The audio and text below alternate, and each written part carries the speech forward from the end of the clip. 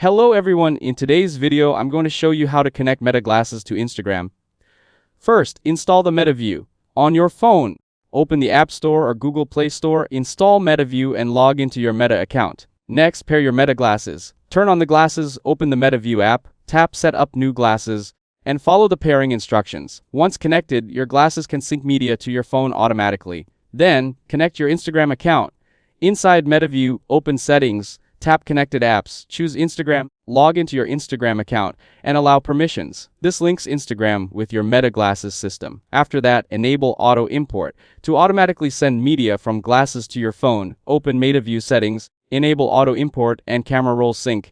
Now photos and videos recorded from the glasses will appear on your phone faster. Finally, post to Instagram. After recording, open Instagram, create a story, reel, or post. Select the imported Meta Glasses video or photo and upload it normally. That's it. Thanks for watching. Don't forget to like and subscribe for more videos.